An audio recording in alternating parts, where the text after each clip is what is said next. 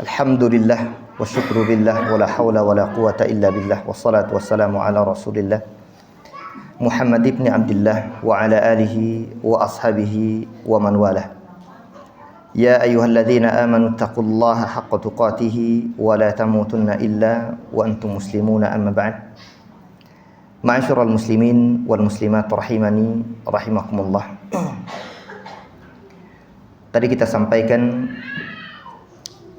di antara kasus dalam penyembelihan hewan kurban, ketika dia membeli dari awal dalam kondisi normal, namun di tengah perjalanan atau ketika sudah berada dalam rumah kita, atau mungkin kita titipkan kepada sebagian orang untuk dirawat hewan kurban kita, qadarullah belum sampai pada waktu atau hari hanya, tiba-tiba pincang kakinya atau mungkin terjadi aib, salah satu aib ada pada hewan kurban kita, maka itu semua tidak lantas berpengaruh terhadap hewan sembelihan kurban.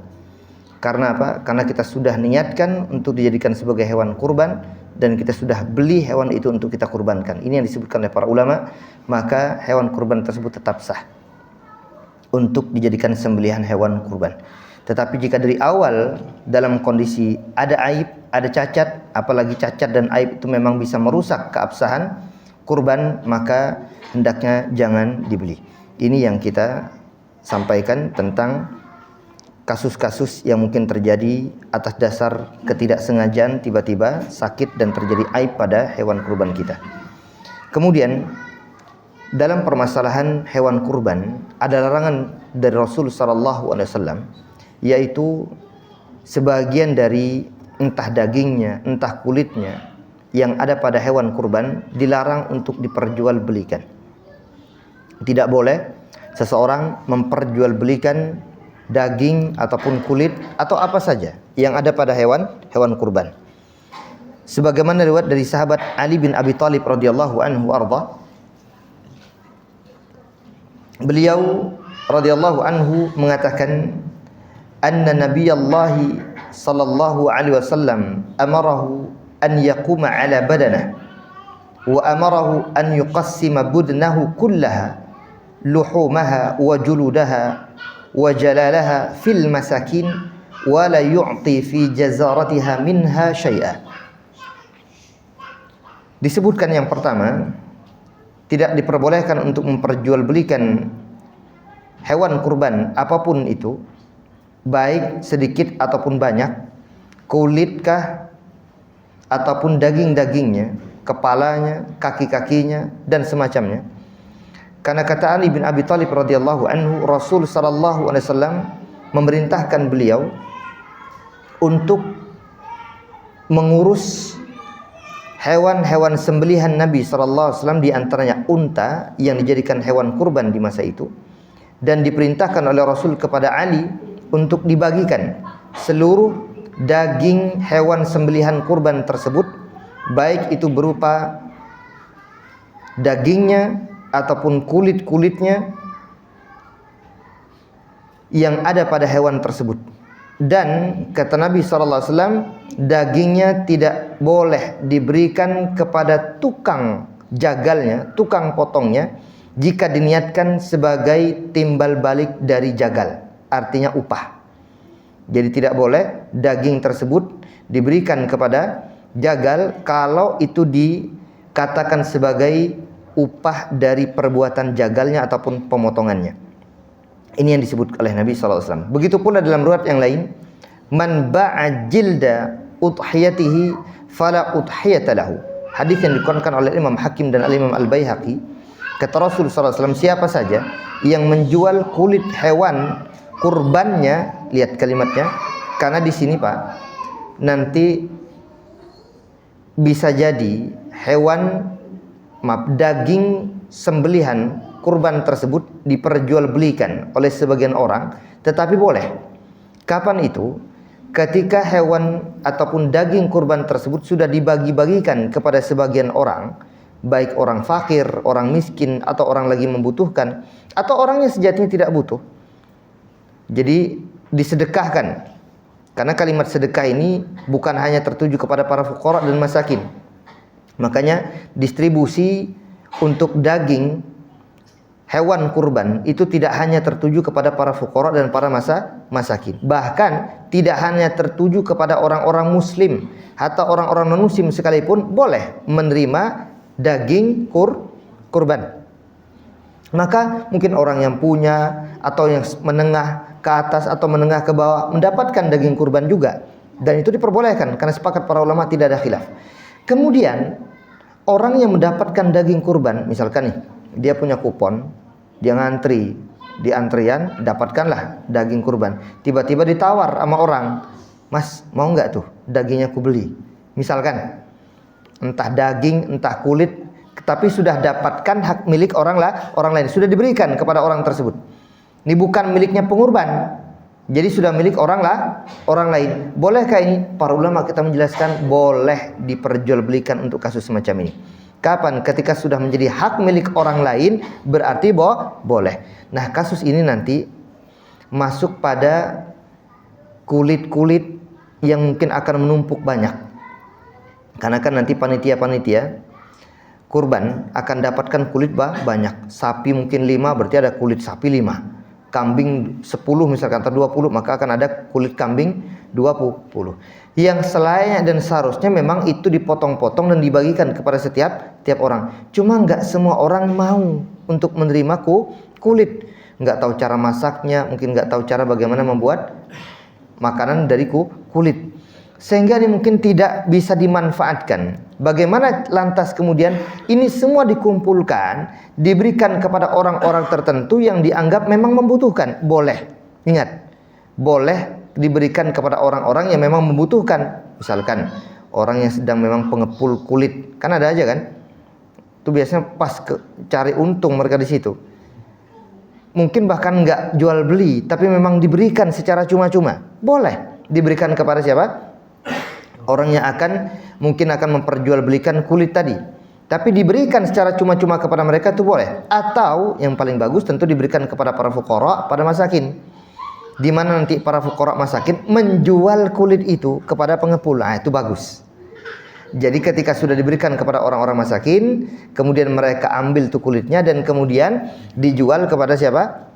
Orang-orang yang memang mereka bergerak di bidang perkulitan. Maka boleh. Tapi kalau pengurbannya atau langsung dari siapa? Kayak di DKM masjid atau panitia kurban. Kalau kemudian karena panitia kurban itu Pak, perpanjangan tangan atau wakil dari pengurban. Kalau mereka langsung menjual itu, maka terkena larangan. Terkena larangan jual beli daging ataupun kulit hewan kurban, nggak boleh. Kecuali kemudian sudah diberikan kepada orang yang berhak untuk mendapatkannya, baru orang tersebut menjualkan boleh. Dan ini nanti sebagian DKM atau sebagian panitia menyiasatin. Akhirnya apa? Kalau biar nggak rumit-rumit, maka boleh. Pak, misalkan Bapak mau nggak kulit kambing, kulit sapi? Oh boleh, mau Pak, misalkan. Maka kalau Bapak mau, ini kita akan berikan. Tapi masalahnya kadang nggak terlalu banyak juga, butuh sebagiannya doang. Kalau sebagiannya doang, bolehlah kita kumpulkan untuk Anda sekian. Dan kalau memang Anda mau jual, nanti bisa dijual kepada tukang kulit yang memang cari kulit sapi atau kulit kambing. Maka ini boleh. Akhirnya kemudian DKM atau panitia menjual belikan untuk orang yang sudah berhak untuk mendapatkan kulit kambing atau sapi tadi. Ini boleh.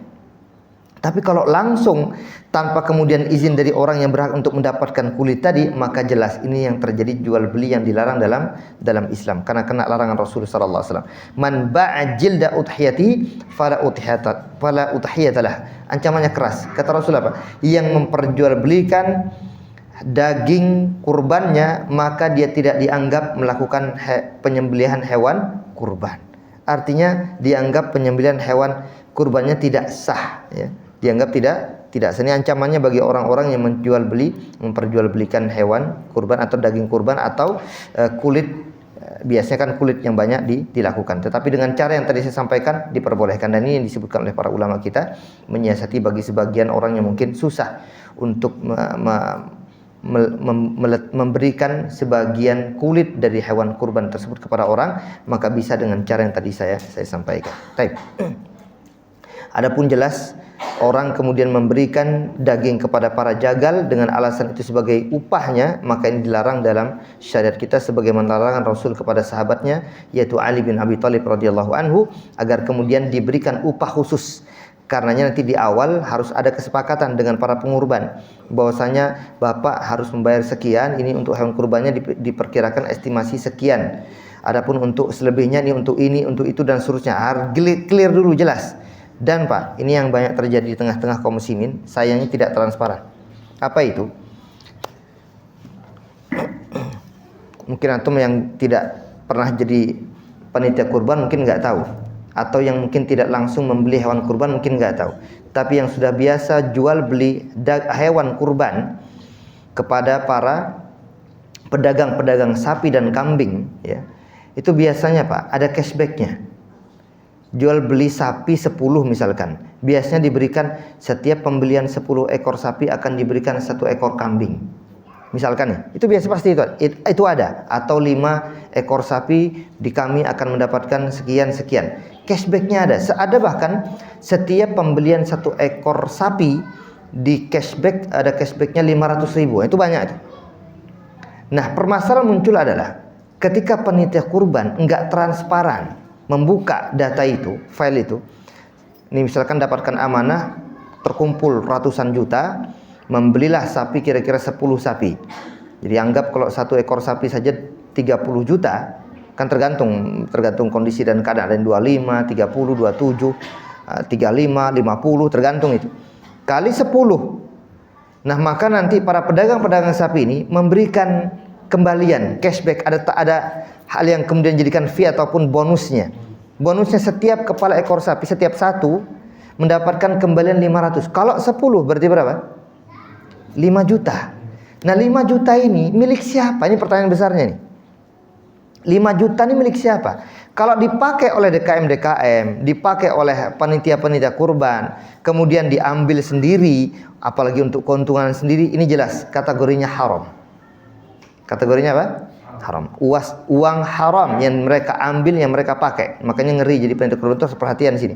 Maka itu harus diinformasikan kepada seluruh pengurban. Karena itu sejatinya milik siapa? Milik pengurban. Maka uang itu harus minimal, kalau enggak minimal diinformasikan, Pak, nih ada cashback, setiap orang setiap kepala ekor sapi mendapatkan sekian-sekian. Gimana nih, mau dibalikin apa gimana? Jadi itu harus ada informasi itu kepada setiap pengurban. Atau paling tidak dari awal sampaikan, biasanya Pak kalau kami beli 1 ekor sapi begini dan seterusnya. Nanti di awal sampaikan apakah uang kembalian itu akan dibalikan kepada Bapak si pengurban, atau boleh dimasukkan ke kencengan masjid, atau untuk dialokasikan yang lain. Silahkan, terserah antum semua. Kalau sudah dapatkan persetujuan dari si pengurban, baru boleh mau diapain saja. Jelas di sini. Nah, ini sayangnya kadang banyak panitia kurban enggak clear di sini nih. Bahkan tidak sedikit itu masuk ke dalam kantong pribadi. Itu haram, nggak boleh, karena sejatinya itu uang pengurban. Dan pengurban harus tahu bahwasanya ternyata setiap pembelian ini ada dapatkan ini, dapatkan itu. Yang sangat kasihan lagi apa? Banyak kemudian bermain nih orang-orang maklar macam-macam bermain di sini. Dibelikan sapi yang di bawah standar atau kambing di bawah standar harga yang sudah disebutkan. Karena untuk lagi-lagi meraup keuntungan yang banyak. Ini lebih kacau lagi nih. Jelas-jelas ini pelanggaran besar ya. Jadi harusnya dapatkan keutamaan pahala, malah dapatkan dosa. Makanya di sini panitia kurban harus perhatian dalam hal-hal semacam ini. Maka dari awal sampaikan kepada setiap pengurban akan terjadi begini, begitu dan seterusnya agar kemudian clear. Dan insya Allah ini amanah. Orang kalau sudah kita amanah, panitia kurban amanah, orang akan kurban lagi. Enak di sana, jelas banget data-datanya dan seterusnya. Bahwa disampaikan kepada kita begini, hak kita begini dan seterusnya. Ini yang lebih lucu lagi, ini yang hal-hal yang lucu ya. Terjadi ketika si pengurban meminta sebagian dagingnya tidak diberikan oleh panitia kurban. Ini yang lucu. Kenapa? Karena daging itu milik siapa, Pak? Itu hewan kambing, sapi itu milik panitia apa milik pengurban? Milik pengurban. Enggak boleh dihalang-halangi. Muncul kata mereka, masalahnya Ustadz, kalau kami berikan kepada si pengurban, itu kan kupon sudah kita bagi-bagi. Kalau diambil mereka, ya habis, kuponnya mereka akan serang kepada kami, kata si panitia. Berarti antum salah dari awal. Kenapa? Enggak ada kejelasan dari awal. Bapak nanti kurban di kita mau ngambil berapa nih daging? Dari awal sudah jelaskan, sampaikan kepada mereka. Saya Pak mau mengambil setengah ekor sapi, bukan ekornya, setengah sapinya maksudnya. Ekornya doang, setengah sapi artinya mungkin sapi itu kan dibagi dua misalkan, berarti nanti bagian paha dua misalkan milik pengorban. Jadi antum data itu bagi orang-orang yang ingin berkurban di tempat kita, maka nanti boleh mereka meminta, itu hak mereka karena 3 tadi kan. Rasul perintahkan apa? Kulu wa at'imu wa dakhiru. Kalimatnya 3. Hewan kurban itu boleh pertama dikonsumsi langsung oleh si pengurban, yang kedua boleh disimpan sebagainya oleh si pengurban, dan yang ketiga boleh disedekahkan kepada orang. Memang begitu standarnya di 3. Memang enggak harus standarnya sepertiga, enggak. Sepertiga dimakan, sepertiga disimpan, sepertiga disedekahkan, bukan begitu. Tapi terserah pengurban. Mau seluruhnya disedekahkan boleh, seluruhnya diambil dan kemudian itu boleh, itu hak pengurban. Cuma harus konfirmasi dari awal dengan panitia agar panitia nggak kelabakan nanti, sehingga nanti dibagikan kupon sesuai daging yang ada. Tapi kalau tiba-tiba si pengurban datang yang tadinya sepakat cuma minta hanya 1 paha sapi doang, tiba-tiba datang minta semua pahanya Pak, loh kacau itu. Sementara kupon sudah dibagi-bagikan kepada sebagian orang, akhirnya datang kok nggak dapatkan daging. Nah, ini kan jadi tengkar nanti antara panitia dengan orang-orang yang berhak untuk dapatkan daging. Nah, karenanya dari awal sampaikan kepada setiap pengurban, Bapak mau ngambil berapa kira-kira? Saya ngambil dikit aja deh misalkan. Boleh, mau berapa kresek misalkan. Jadi nggak ada batasan Pak. Pengurban itu boleh ngambil berapapun, sekali lagi, boleh ngambil berapapun, jangan dibatas-batasi, kecuali pengurbannya yang sendiri yang membatasi. Saya minta cuma sekian doang, gitu. Atau dari awal sudah cantumkan bahwasanya kita yang kurban di sini akan dapatkan sekian, itu boleh. Kalau dia teken dan mengatakan sepakat, berarti sesuai dengan yang sudah ada kesepakatannya. Tapi kalau tanpa ada informasi tiba-tiba dia datang, maka antum nggak boleh menghalang-halangi, karena itu memang daging sih pengorbanan. Ini panitia harus paham dalam kasus-kasus semacam ini, makanya harus transparan, harus terang dari awal seperti apa akad-akadnya dengan orang-orang yang akan berkurban. Karena banyak kejadian crash itu di sini, kemudian kacau sehingga tidak sedikit sampai tengkar sebagian panitia kurban dengan orang-orang yang ingin mengambil dari kupon yang sudah dibagikan untuk mereka. Saya kira ini beberapa hal yang mungkin harus diketahui bagi kita yang akan berkurban dan kita orang-orang yang akan jadi panitia kurban. Seperti biasa, kajian itu harus ada diskusi dan tanya jawab, maka kita berikan sisa waktu yang sedikit ini untuk diskusi dan tanya jawab. Tafadhal, ikhwan dan akhwat, Bapak Ibu sekalian. Ada pertanyaan, silakan. Nah, kita ini kan disunahkan tuh puasa Arafah. Tapi sekarang udah modern sekali kan, Arafah sudah diumumkan kalau di tanggal segini pasti kan, tapi di Indonesia kan beda tanggalnya. Nah, saya sih berprinsip karena puasa Arafah, saya di sana Arafah saya langsung puasa, nggak ikutin pemerintah. Kalau pemerintah biasa besok sebelumnya. Bagaimana? Baik. Para jamaah Allah Subhanahu wa taala muliakan, tadi di tengah kajian kita sampaikan ada khilaf di kalangan para ulama, ada perbedaan pandangan. Ini sudah masuk ranah khilafiyah, memang kita tidak bisa ngotot ya.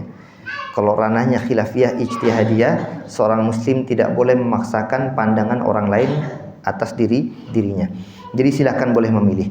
Memang para ulama sudah punya pandangan-pandangan yang sangat banyak dalam kasus ini. Khilaf di kalangan mereka, apa yang dijadikan patokan dan dasar untuk melaksanakan ibadah Siyam Arafah. Ini sekedar informasi, karena memang saya lebih cenderung pada pandangan yang mengatakan bukan wukuf di Arafah, karena pernah terjadi tidak wukuf di Arafah, lantas kita puasa apa? Ini jadi masalah. Karena 40 kali pernah terjadi menurut catatan sejarah, pernah terjadi tidak terjadinya pelaksanaan ibadah haji yang menunjukkan ibadah wukuf pun juga tidak terlaksana. Termasuk juga di masa Rasul sallallahu alaihi wasallam. Ini kalau bicara wukufnya ya. Bicara apa tadi? Wukuf di Arafah. Meskipun penyebutan nama itu sudah dari dulu. Dari zaman Nabi Ibrahim alaihissalam juga ada istilah Arafah. Ini menunjukkan bahwasanya bukan hanya di masa Nabi sallallahu alaihi wasallam, tetapi Rasul sebutkan puasanya secara khusus, yang itu menjadi amalan baik orang yang ada di seantero Madinah, Makkah, ataupun orang-orang yang ada di luar sana. Jadi patokan standarnya apa? Memang khilaf. Khilafnya yang pertama jelas tadi kita sampaikan hadis-hadis yang menunjukkan dalil-dalil. Contoh Rasul ditanya tentang keutamaan puasa hari Arafah. Riwayat Imam Muslim menyebutkan dan yang lainnya, Su'ilan Nabi SAW an siyam yaumi Arafah. Rasul ditanya tentang puasa hari Arafah. Kata Rasul apa? Siyam yaumi Arafah ahtasibu 'ala Allah an yukaffir as-sanah allati madat atau as-sanah allati qablah. Kata Nabi SAW, puasa Arafah itu aku berharap bisa menghapus dosa setahun sebelumnya atau yang sudah berlalu dan dosa yang akan datang setahun. Jadi keutamanya Masya Allah besar sekali. 2 tahun Pak dihapus dosa-dosa bagi orang yang puasa pada hari Arafah. Nah di sini permasalahan muncul adalah apakah setiap negeri di wilayah-wilayah selain Jazirah Arab atau yang berdekatan dengan Jazirah Arab harus sesuai dengan ketetapan matlak masing-masing. Ini sini khilafnya tadi. Kita katakan kalau kemudian disandingkan dan dibandingkan dengan amaliyah ibadah yang selama ini berlangsung ratusan tahun, bahkan tentu ribuan tahun. Karena dari zaman siapa? Nabi SAW 1400 tahun lebih. Bagaimana kondisi dan kebiasaan mereka sebelum tadi kita katakan sebelum ditemukannya alat-alat semacam HP dan semacamnya ini, semuanya beribadah sesuai dengan tempat di mana mereka berada. Itu yang terjadi. Di Mesir sesuai dengan ketetapan pemerintahnya tanggal 1 ya tanggal 1. Nanti diikuti dari situ tanggal 9-nya baru masuk melaksanakan ibadah siyam yaumi Arafah. Karena lagi-lagi bukan hanya berkenaan dengan tempat Arafah itu memang di sana, tapi juga berkenaan dengan tanggal 9 Dzulhijjah.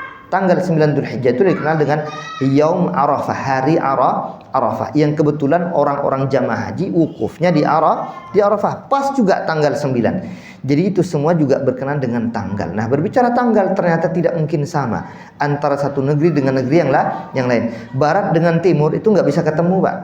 Selalu akan terpaut waktu, entah di sana duluan atau di sini duluan. Tapi kebanyakan selalu barat lebih dahulu. Karena apa? Karena berbicara matahari, otomatis nanti hilal itu lebih nampak, lebih gampang terlihat itu bagi orang-orang yang ada di barat. Semakin ke timur semakin susah untuk lihat hilal. Karena kan kembali kepada hilal. Kenapa? Karena poin utamanya Rasul sebutkan hilal. Fa idza uhilla hilalu Dzulhijjah. Jelas. Itu bersangkutan dengan semua hukum-hukum. Karenanya orang melaksanakan ibadah sholat Idul Adha itu tanggal apa tergantung Saudi. Tanggal berapa? 10. Semuanya berkenaan dengan tanggal bulan-bulan Hijriyah. Makanya pelaksanaan semua ibadah itu dilihat dari bulan-bulan Hijriyah. Tanggalnya, bulannya Hijriyah, tanggalnya Hijriyah. Tanggal 1, 2, 3 masuk 9 dan 10. Nah, masuk di situ. 9 dengan 10 bagian dari Dzulhijjah. Makanya orang melaksanakan puasanya pun tanggal 9-nya. Orang melaksanakan sholat Idul Adha tanggal 10-nya. Di situ tuh. Ini yang kemudian dikuatkan oleh banyak dan mayoritas para ulama berkenaan dengan permasalahan ini. Tetapi kita tidak mengingkari dan tidak menegasikan ini bagian ranah khilafiyah yang sangat panjang, polemik yang terus ada setiap tahunnya di tengah-tengah kaum muslimin, sehingga kita tidak boleh memaksakan pandangan kita kepada orang lain. Laksanakan lana a'maluna wa lakum a'malukum. Kita dengan amalan kita, sebagian saudara kita dengan amalan mereka masing-masing, dan insyaallah akan sama-sama mempertanggungjawabkan pandangan-pandangan itu kelak di hadapan Allah Subhanahu wa taala. Tapi itu intinya. Dan kita sudah berijtihad, berusaha untuk mencari dalil yang lebih kuat, dan disitulah mentoknya. Maka lanjutkan dengan sampai di mana kita mendapatkan ijtihad kita tentang dalil-dalil yang sampai kepada kita dalam melaksanakan satu amalan ibadah termasuk puasa Arafah. Tapi juga nggak harus plan-plan. Apa yang dilakukan puasa 2 hari Arafah itu nggak ada dalilnya. Kalau yang dikatakan yaumut tarwiyah ada memang dalil, tapi dalilnya dhaif. Dalilnya lemah. Tanggal 8, tanggal 9 perpuasa khusus itu dalilnya dhaif. Tapi kalau tanggal 9-nya sepakat, nggak ada perbedaan. Atau kalau mau dari awal puasa, dari tanggal 1, 2, 3 terus, itu termasuk amalan yang paling dimuliakan dan paling utama untuk dilaksanakan pada hari di awal-awal 10 Dzulhijjah. Itu yang paling bagus. Makanya laksanakan sehingga keluar dari semua khilaf, dia semua hari berpuasa. Itu yang paling aman. Jadi kalau dia berpuasa terus, insya Allah dia dapatkan semua. Nah, itu yang paling penting. Adapun larangan tentu kembali kepada keyakinan. Apa larangan itu? Yaitu ketika nanti di Saudi tanggal 10, di sini masih tanggal 9. Di Saudi sudah berhari raya, di sini masih, itu kan masih berpuasa. Apakah terkena larangan? Tentu tidak. Karena kita kembali kepada hukum tadi. Kita tetapkan hari ini bukan tanggal 10, Kalau kita katakan hari ini tanggal 10, haram kita berpuasa karena hari raya. Nah, itu jadi masalahnya. Tapi lagi-lagi itu khilaf ya di kalangan para ulama, maka silakan memilih condong pada mana, tapi ingat, memilih bukan karena hawa nafsu, bukan karena birahi syahwat, bukan. Tetapi berdasarkan pandangan yang dia anggap lebih kuat dan lebih rajih, maka baru boleh dia mengamalkan amalan tersebut. Jelas? Wallahu a'lam bishawab. Nah, yang lain silakan. Waalaikumsalam warahmatullahi wabarakatuh. Terkait dengan tadi masalah daging ya. Jadi di kampung pernah sering terjadi, bahkan hampir setiap tahun. Jadi ada orang yang punya pemahaman bahwa kaki sapi itu bisa menyembuhkan orang yang kena sakit apa ya, sehingga ketika sapi bermotong itu diminta kakinya itu bersama orang yang sakit itu, dan panitia langsung memberikan, maka itu boleh atau tidak? Apa seharusnya panitia izin dulu apa pengorban gimana? Baik. Jazakallah. Boleh, Pak. Selama memang diberikan kepada orang bukan karena persyaratan jual beli, bukan karena diperjualbelikan, boleh. Diberikan kepada si fulan boleh. Tapi ingat, jangan sampai nanti ini persyaratan untuk orang-orang yang berbuat apa itu, bagian cacah-cacah, bagian potong-potong. Ini yang nggak boleh, karena itu dianggap bagian timbal balik jasa. Tapi kalau memang dia termasuk orang-orang yang berhak untuk dapatkan kupon misalkan, atau karena kupon itu nggak ada istilah berhak dan tidak berhak ya. Semua orang boleh dapatkan kupon. Kita sekarang kan pakai kupon, bukan daging. Kupon, karena untuk dapatkan daging kan pakai kupon kebanyakan kita hari kan, biar gampang pembagiannya. Kecuali wilayah-wilayah pedesaan kadang nggak pakai kupon, memang langsung bagi-bagi aja begitu. Itu kalau di pedesaan. Kalau di kota agar tertib pembagiannya maka digunakan apa? Kupon. Maka kemudian mungkin orang yang sedang sakit, terlepas rumor ini benar apa enggak, saya nggak tahu juga tuh istilah kok bahkan itu terus bisa menyembuhkan penyakit, saya nggak tahu tuh. Tapi misalkan anggap saja benar dulu, tapi dia minta misalkan untuk salah satu bagian darinya, maka boleh, nggak ada masalah, diperbolehkan. Tapi saya nggak tahu Pak, benar nggak bisa menyembuhkan itu? Kaki kalau sakit apa, kaki juga makannya, wallah saya belum pernah dengar itu. Hah? Lebih aneh lagi itu saya. Jadi dibakar jadi kopi, subhanallah, saya nggak tahu tuh. Dan kalau punya anggap begini Pak, ini bukan masalah kurbannya, ini masalah anggapan-anggapan ini datang dari mana? Karena pengobatan itu memang macam-macam ya. Pengobatan itu macam-macam. Ada pengobatan tibbun nabawi, pengobatan ala Nabi, itu memang sunnah dari Nabi, diajarkan Nabi, entah bekam, entah pakai madu dan semacamnya, itu kan memang sunnah ya. Tapi juga ada tradisional. Tradisional itu apa? Dari kebiasaan orang.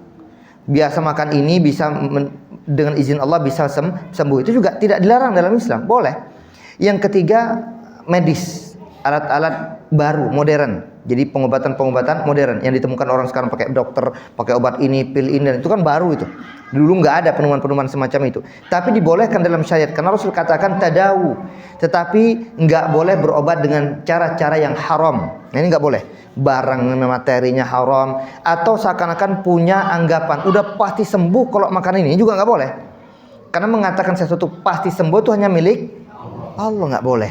Tapi kalau dia ada kebiasaan di tengah masyarakat, orang yang biasa makan ini biasanya Allah sembuhkan, nah itu bisa, boleh.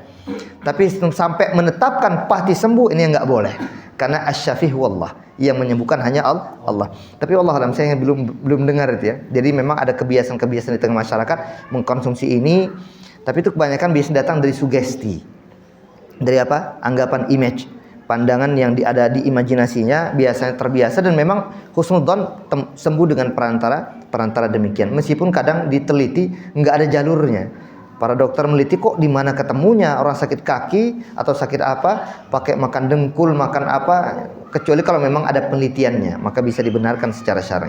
Tapi terlepas dari itu semua, selama bukan perkara yang haram dan dia tidak sampai mengatakan pasti sembuh, maka diperbolehkan dalam pengobatan itu. Wallahu a'lam bishawab. Nah, sebenarnya bukan kurbannya, dia makan daging apa aja gitu. Baik, silakan yang lain. Ada lagi Pak? Masalah korban di instansi pendidikan, Sir. Iya.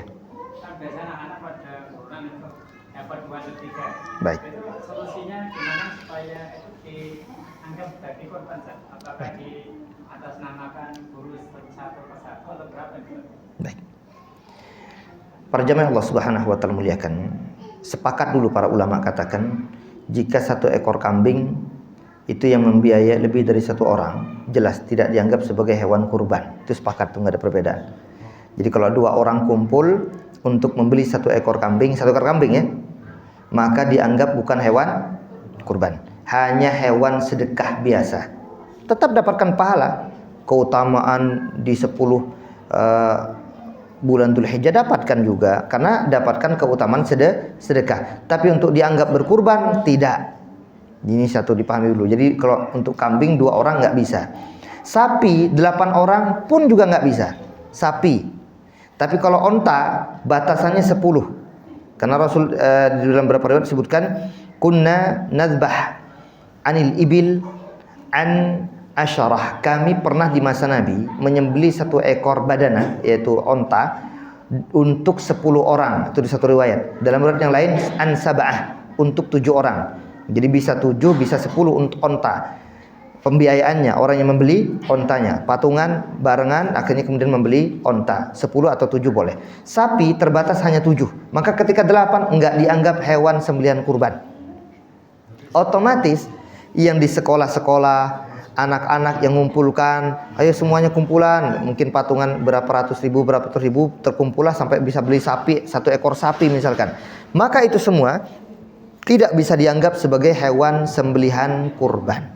Tetapi kalau kemudian sebagaimana trik yang beliau sampaikan, gimana caranya agar tetap terhitung sebagai hewan kurban, maka kemudian kalau itu dijadikan sebagai harta sedekah untuk salah satu ustadznya, salah satu gurunya, salah satu dosennya, salah satu siapanya di situ, diberikan uang itu, nih ada 30 juta buat Pak Ustadz misalkan, agar Pak Ustadz bisa kurban sapi misalkan.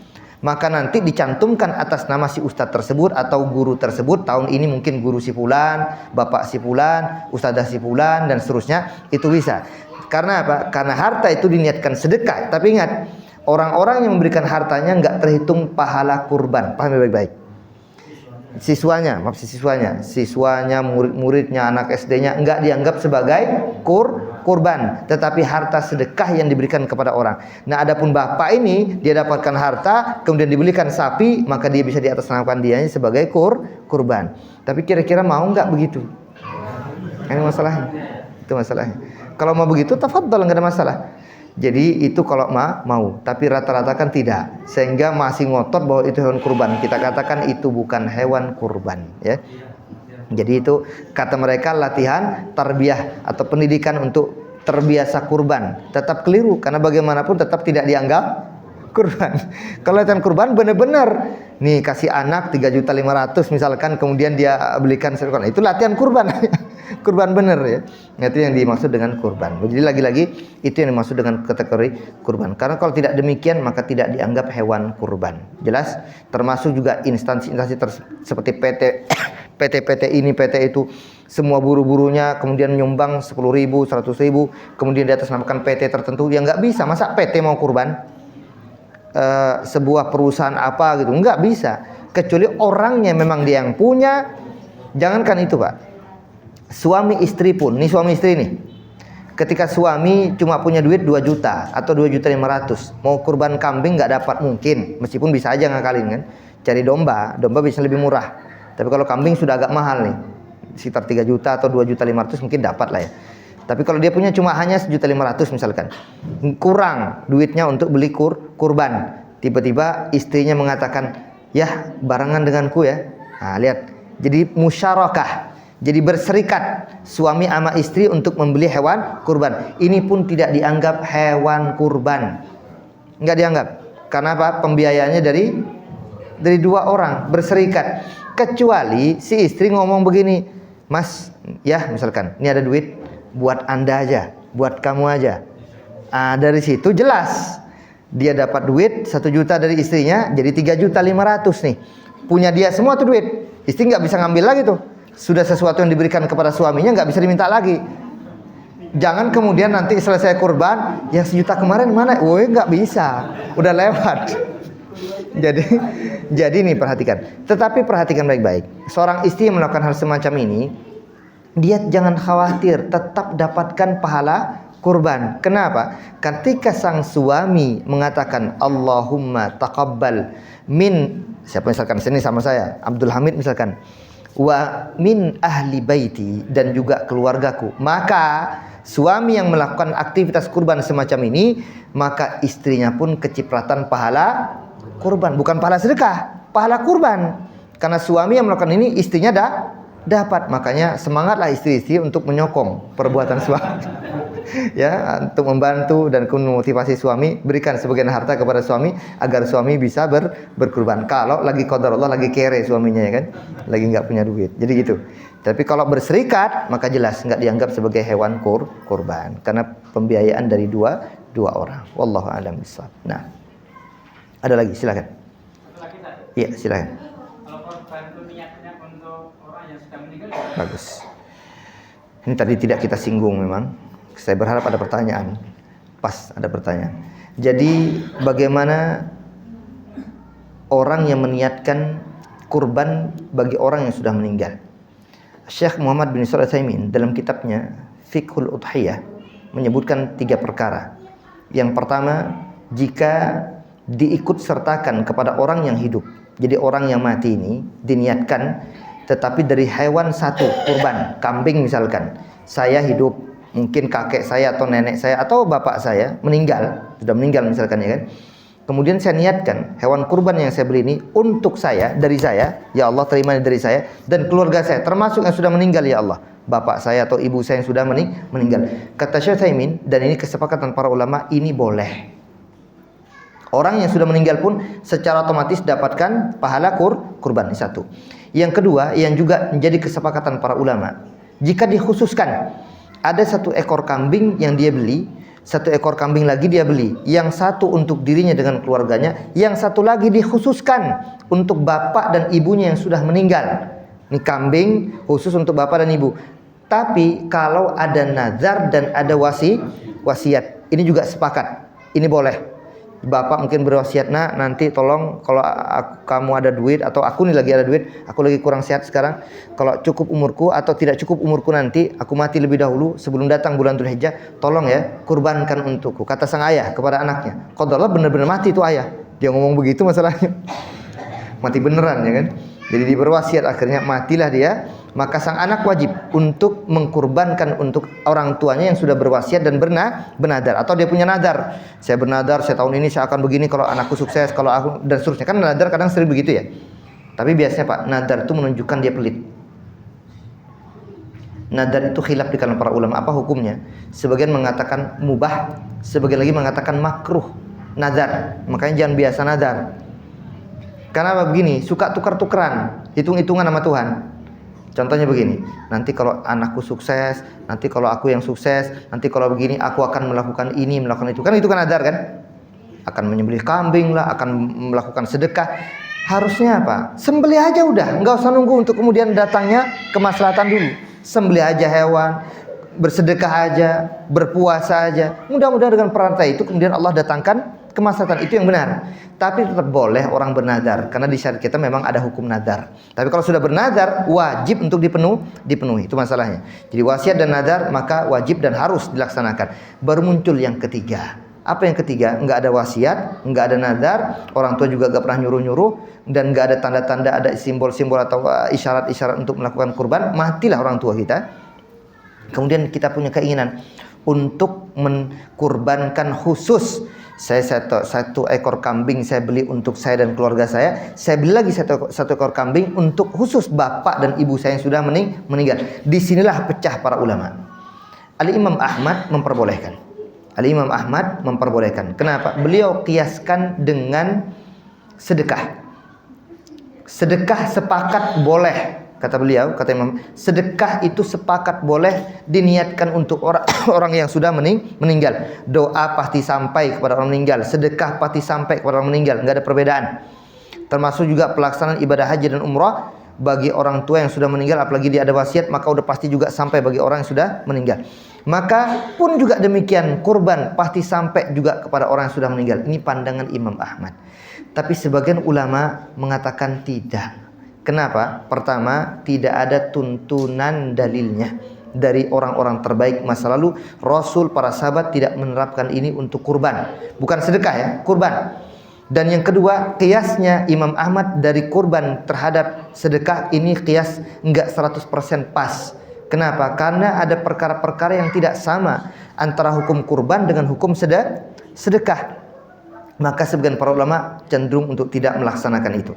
Padahal dia kalau mau dengan cara yang pertama. Apa cara pertama? Diniatkan untuk dirinya saja. Dia beli 1 ekor kambing, 2 ekor kambing, tapi nggak mengkhususkan kambing 1 itu untuk orang meninggal, tapi untuk dirinya dan keluarganya termasuk orang yang sudah, maka dapatkan pahalanya. Jadi sebenarnya beliau.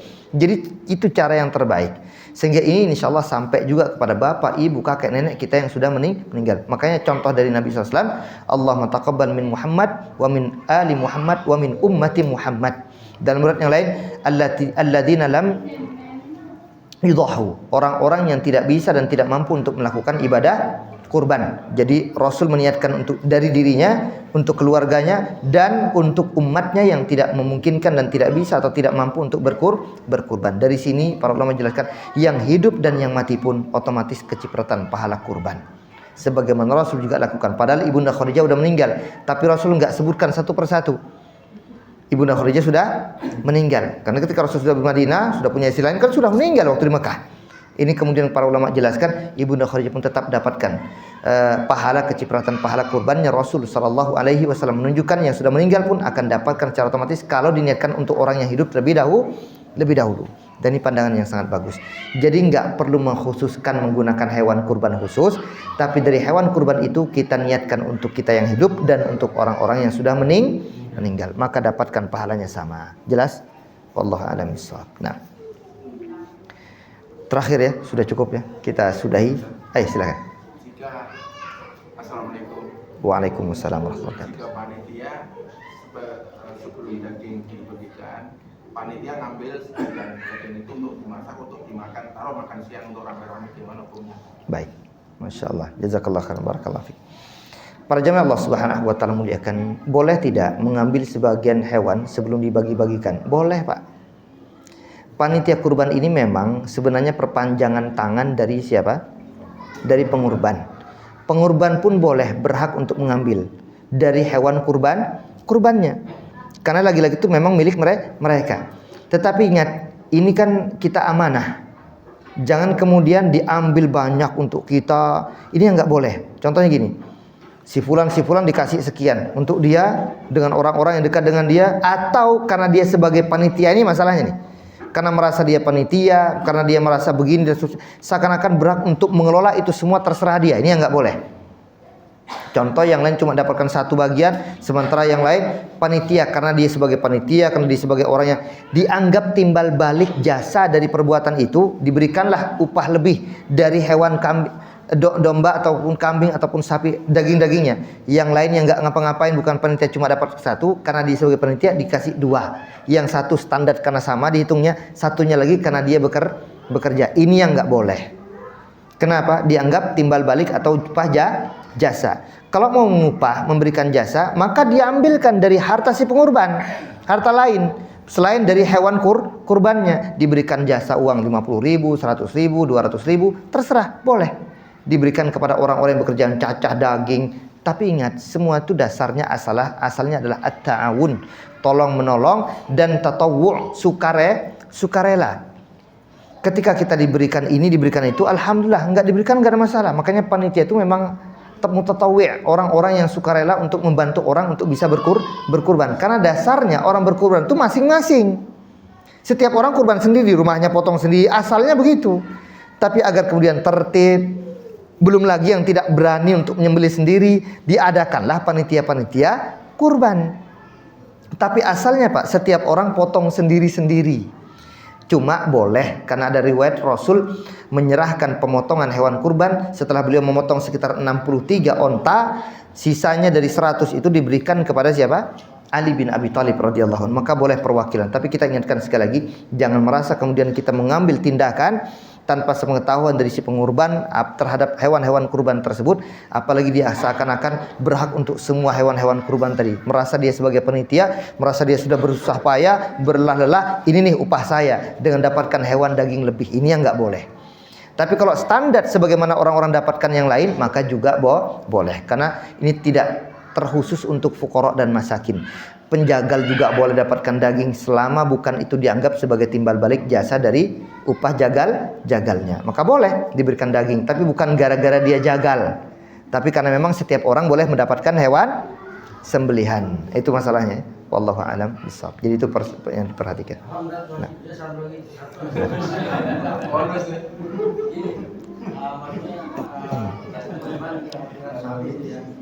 Jadi jagal itu dikasih kepalanya sebagai hadiah, bukan upah.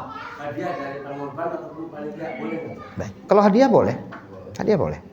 Kalau diberikan hadiah kepada penjagal, itu boleh, nggak ada perbedaan. Yang nggak boleh itu seakan-akan mempersyaratkan, kalau aku yang potong Pak di sini, aku harus dapatkan kepalanya. Ini yang nggak boleh.